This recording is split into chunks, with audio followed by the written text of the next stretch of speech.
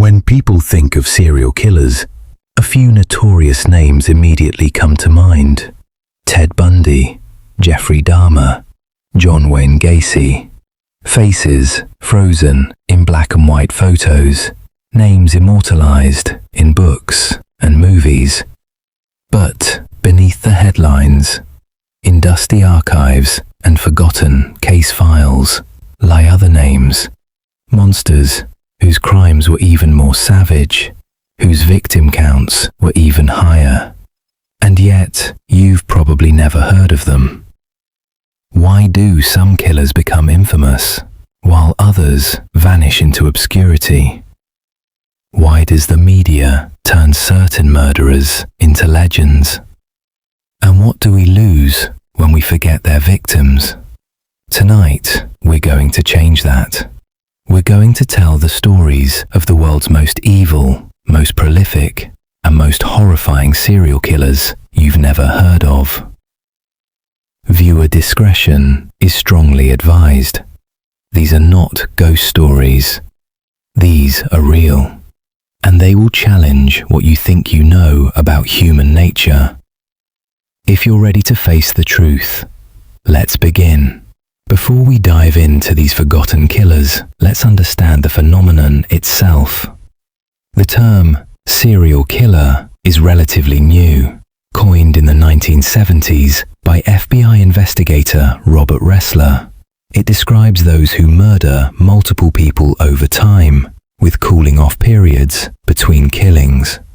But the behavior itself is ancient.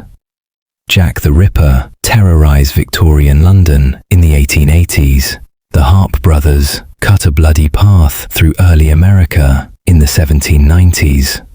Gilles de Rais, a 15th century French nobleman, tortured and murdered scores of children. Human cruelty is nothing new. But the modern fascination with serial killers reflects something deeper. Our need to make sense of senseless evil. Yet the stories we hear are selective. Western media has elevated certain killers to near mythic status. Bundy, charming law student. Dahmer, quiet cannibal. Gacy, the clown who killed. Their narratives were sensational, almost cinematic. But while these men were monsters, there are other killers whose crimes dwarf theirs in scale and brutality, and yet they are all but forgotten. Why? Because the victims were poor, marginalized, from countries the Western media didn't care about, and the killers themselves lacked the lurid appeal that sells movies. Tonight, we're giving those victims a voice. We're going to remember what the world chose to forget. And maybe in doing so, we'll confront the uncomfortable truth. Evil isn't rare. It isn't glamorous. It's shockingly human. Our first case takes us to South America, Colombia, Ecuador, Peru, a region rich in beauty, culture, and history, but also home to one of the most prolific killers in human history, Pedro Alonso Lopez, the monster of the Andes. Born in Colombia in 1948, Lopez's childhood was marked by brutal violence. He claimed his mother was a sex worker who beat him. At 8, he ran away and joined street gangs. By 12, he was sexually assaulted in prison. These early horrors twisted something deep inside him, yet the stories we hear are selective. Western media has elevated certain killers to near mythic status. Bundy, charming law student. Dahmer, quiet cannibal. Gacy, the clown who killed. Their narratives were sensational, almost cinematic. But while these men were monsters, there are other killers whose crimes dwarf theirs in scale and brutality. And yet, they are all but forgotten. Why? Because the victims were poor, marginalized, from countries the Western media didn't care about, and the killers themselves lacked the lurid appeal that sells movies. Tonight, we're giving those victims a voice. We're going to remember what the world chose to forget. And maybe in doing so, we'll confront the uncomfortable truth. Evil isn't rare. It isn't glamorous. It's shockingly human.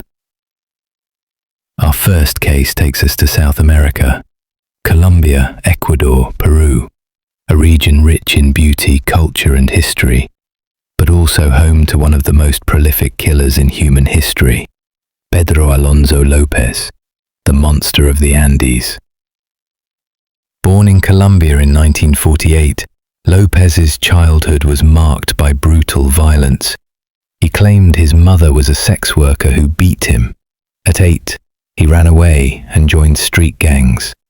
By 12, he was sexually assaulted in prison. These early horrors twisted something deep inside him. But nothing prepares you for the scale of his crimes. Lopez confessed to murdering over 300 young girls across 3 countries. 300. Most were poor, indigenous, living in rural villages where missing children were often ignored. Lopez's method was chilling. He would offer small gifts or promise work to lure children away. Then he'd assault and murder them, often burying them in mass graves in remote areas. He was finally caught in Ecuador in 1980. Police discovered dozens of graves. Lopez led them to more. He boasted about his crimes with unsettling calm. "I am the man of the century," he said. "There will never be another like me." He was convicted of 110 murders. But here's the truly horrifying part. Ecuador's maximum sentence at the time, 16 years. Lopez was released in 1998. He was immediately deported to Colombia, where he vanished. His current whereabouts remain unknown. He may have killed again. Pedro Alonso Lopez is rarely mentioned in documentaries.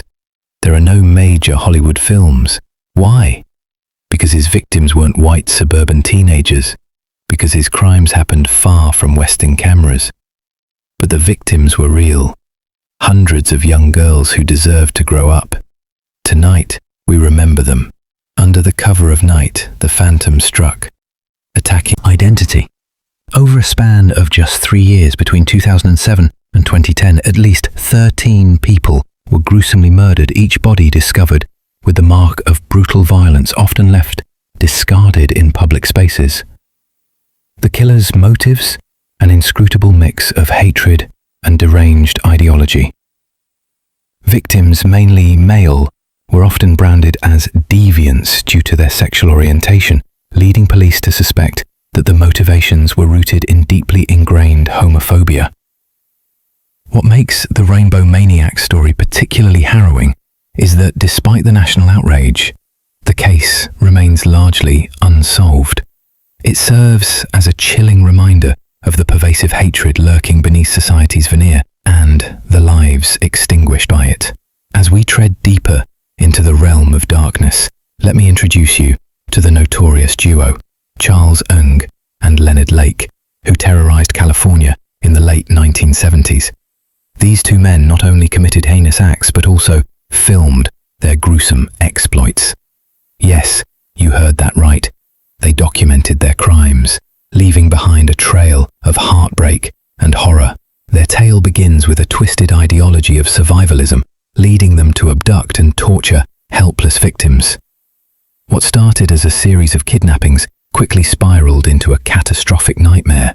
Lake and Ng lured victims into their makeshift survivalist bunker where unspeakable acts were committed. They had a chilling philosophy regarding humans as mere cattle, expendable and disposable. Ultimately, it is believed that they are responsible for the deaths of at least 11 people, but the bodies of many remain unaccounted for. After a dramatic capture, Ng was tried for his crimes, but the proceedings dragged on for years, postponing the community's closure. Only the chilling remnants of their torturous legacy linger, encapsulating a story far too horrifying for many to comprehend. Our next figure, known as the Monster of Florence, is perhaps one of the most infamous yet obscure serial killers you've never heard of. In a region celebrated for its beauty, between 1968 and 1985, the killer stalked the idyllic hillsides, hunting young couples engaged in romantic escapades. The brutality of the murders shocked Italy to its core, with victims often found shot at close range, accompanied by a signature act of ritualistic mutilation. Local lore grew around the murders, with whispers of a satanic cult and dark rituals swirling among the community. Investigators were frustrated as false leads and alleged sightings proliferated, causing the investigation to drag on for decades. Over the years, multiple suspects were arrested and released, but the true identity of the monster remains a mystery. As the years unfolded, the case took on the weight of a cultural myth, an urban legend intertwining with the romantic landscape.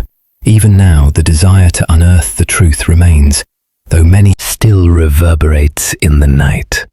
Our penultimate case takes us to the quiet back roads of Mississippi, where Robert Eddie Lee Morris operated in the shadows during the 1990s. A drifter with a penchant for violence, Morris committed a series of strangulations and assaults, targeting vulnerable individuals, often those living alone in isolated homes. What sets him apart from others is not just the brutality of his acts, but the chilling way he managed to evade law enforcement for years. Our next story takes us to Pakistan, a nation of rich traditions and deep contradictions. But in the 1990s, it was home to one of the most horrifying serial killers in history, Javed Iqbal, the Butcher of Lahore.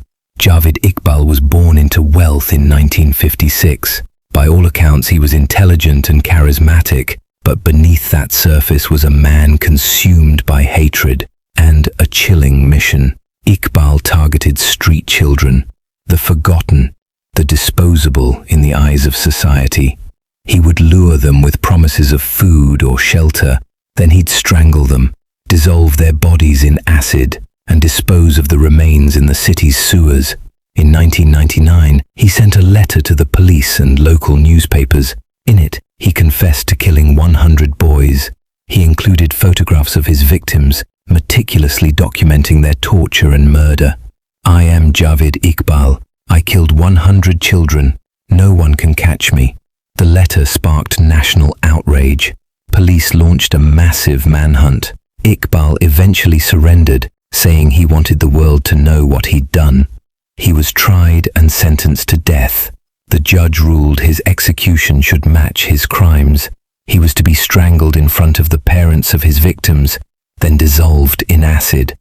But he was found dead in his prison cell before the sentence could be carried out. Officially, a suicide. But rumors swirl that he was killed to silence him. Javed Iqbal's case forces us to confront an ugly truth. Societies often fail their most vulnerable, the poor, the homeless, the children no one will claim. He chose them precisely because no one would look for them, until it was far too late. Our next case moves us to Eastern Europe, Ukraine, in the chaotic aftermath of the Soviet Union's collapse. A nation in turmoil, with police forces underfunded and disorganized. The perfect hunting ground for Anatoly Onoprienko, nicknamed the Terminator. Born in 1959 in Ukraine, Onoprienko was abandoned to an orphanage after his mother died. He grew up hard, angry, alone. As an adult, he traveled Europe, committing petty crimes, honing his ruthlessness. But it was in the 1990s that his killing spree became truly monstrous. He would pick isolated homes, break in, and execute entire families, parents, children, even infants. His method was chillingly. He was sentenced to death. But Ukraine suspended executions. He spent the rest of his life in prison before dying in 2013. Anatoly Onoprienko's crimes were overshadowed by the geopolitical upheaval of the time. Western media barely covered them. Even in Ukraine, many wanted to forget. But forgetting doesn't undo the horror.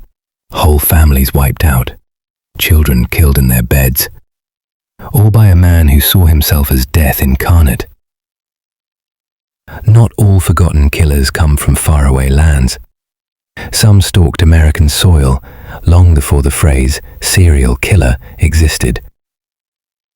One of the earliest and most terrifying cases happened in Austin, Texas, 1884 to 1885. The Servant Girl Annihilator. That was the name given by newspapers to an unidentified murderer. His crimes were brutal. His targets, mostly African-American servant women, attacked in their beds, dragged outside, mutilated with axes and knives. At least 8 women were murdered. Many were sexually assaulted. Their bodies displayed grotesquely. The killer even attacked couples, injuring men who tried to protect their partners. Despite widespread panic, police failed to catch him. The black community lived in terror. White Austin residents formed vigilante patrols. Newspapers speculated wildly. Some even suggested voodoo or demonic possession. Some historians believe the killer left Texas and later became Jack the Ripper in London. No evidence proves that, but the violence was eerily similar. Sudden, surgical, sexually sadistic. Why is this case forgotten? Race, class. Most victims were black women working for white families. Their deaths didn't merit national scandal the way Jack the Ripper's crimes did. Just a few years later. Yet they were real women, with lives, families, dreams. Snuffed out by a predator who was never caught. Japan, a land of ancient tradition, modern technology, and tightly controlled social norms. But in the late 1980s, it faced a monster that seemed born from its own shadows. Tsutomu Miyazaki, nicknamed the Otaku Murderer. Born in 1962 with deformed hands, Miyazaki was a withdrawn, bullied child. As an adult, he worked in his family's printing business. But behind closed doors, he spiraled into a nightmarish obsession with horror videos and child pornography. Between 1988 and 1989, Miyazaki abducted 4 young girls, ages 4 to 7. He sexually assaulted them, murdered them, mutilated their bodies. In one case, he drank the victim's blood and cannibalized part of her. Horror movies, child pornography, news footage of the investigations. The media dubbed him the Otaku Murderer, igniting moral panic about Japan's geek culture. But Miyazaki was far more than a product of media. He was a calculating sadist. Diagnosed with multiple personality disorders, he showed no remorse. He was sentenced to death in 1997, executed by hanging in 2008. Miyazaki's crimes forced Japan to confront hidden rot in its culture, stigmatized mental health, taboo around discussing sexual violence, and the vulnerability of children in a society obsessed with appearances. We've examined some of the worst monsters you've never heard of, but countless other serial killers operated in obscurity. Their crimes, horrific. Their names, largely forgotten. Tonight we shine a light on a few more. In the mid-1990s, while South Africa celebrated the end of apartheid, Moses Sithole was killing. He lured black women with promises of jobs, assaulted them, strangled them with their own underwear. 38 victims, possibly more. Sithole showed no pity, no remorse. He was convicted in 1997 and sentenced to 2,410 years in prison. Known as Pedrino Matador, Little Pedro the Killer, he claimed to have killed over 100 people, first as a vigilante, murdering criminals, then in prison killing fellow inmates. He once said, "I killed for pleasure, I killed for revenge, and I killed because I liked it." Released in 2007, he was rearrested in 2011. A witch doctor, Suraju believed that drinking women's saliva would grant him supernatural powers. Between 1986 and 1997, he murdered 42 women, buried them in his sugarcane field, facing his house to strengthen his magic. Executed by firing squad in 2008. Iqbal targeted runaway boys in Lahore, abused and strangled them, dissolved their bodies in acid. In 1999, he sent a letter to police confessing to killing 100 children. He was sentenced to die the same way he killed his victims, dissolved in acid, but he was found dead in his cell before the sentence could be carried out. These are not isolated cases. Every country, every culture has birthed predators. Sometimes society prefers to look away, to pretend evil doesn't exist. But when we look away, we grant killers the one thing they crave: obscurity. Why do some names like Ted Bundy or Jeffrey Dahmer become infamous, while others vanish from our collective memory? There are reasons. Media bias. Killers who target marginalized victims, poor non-white sex workers, get less coverage. The press often deems these stories less marketable. Geography. Crimes in developing nations don't make headlines abroad. Western audiences look away. But they were real. Their victims were real. And remembering their stories isn't just morbid curiosity, it's an obligation. So history doesn't repeat itself. Tonight, we've walked through a hidden gallery of horror. From America's forgotten rippers, to Ukraine's family killer, to Indonesia's sorcerer of death. Each case is a reminder. Evil doesn't always wear a mask. Sometimes it blends in. Sometimes it's the neighbor, the customer, the quiet man in line. These stories are difficult to hear. They should be. Because if we feel nothing, we've surrendered our humanity. We owe it to the victims, often poor, overlooked, unimportant in the eyes of the world, to bear witness. And if you feel overwhelmed, talk to someone. Evil thrives when good people stay silent. Thank you for staying with us, for refusing to look away, for remembering the forgotten. If you found this documentary valuable, please subscribe to the channel. Leave a comment about which case affected you most, and share this video to ensure these victims are never erased.